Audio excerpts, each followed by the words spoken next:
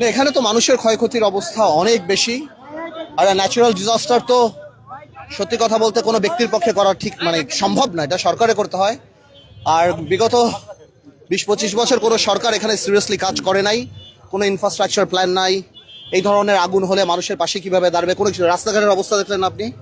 So আমার মনে হয় আগামীতে যেই জনগণের সরকারে আসবে ইনশাল্লাহ ভালো করে সিরিয়াসলি এই এক্সপার্টিজ নিয়ে কাজ করার মতো মানসিকতা লাগবে। এবং এছাড়া এই কড়াইল বলেন, সাততলা বলেন, ভাসানটেক বলেন, এই জায়গাগুলিকে আসলে সিরিয়াসলি বুঝতে হবে যে এই মানুষগুলির পাশে আমাদের দাঁড়ানো দরকার এবং তাদের রিহ্যাবিলিটেশন করার জন্য আমাদের কিছু না কিছু দরকার।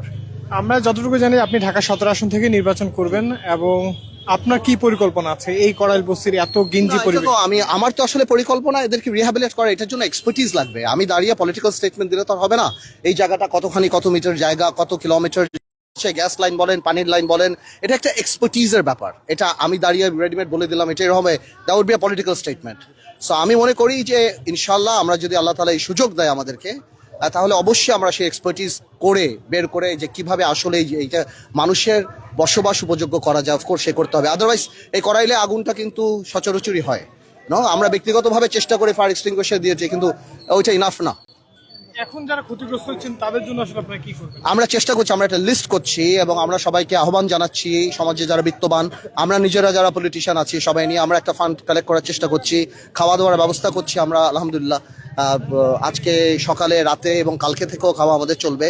আর শুধু আমরা না, সাধারণ মানুষও অনেকে এগিয়ে এসেছে। সো সবাই আমরা পাশে দাঁড়ানোর চেষ্টা করছি। এটা পলিটিক্যাল হচ্ছে আমার মানবিক বেশি এই জিনিসটা, বিকজ সমাজের বিভিন্ন সেক্টরের মানুষরাই এখন এখানে আসতে চেষ্টা করছে। ঠিক আছে, ধন্যবাদ। Thank you.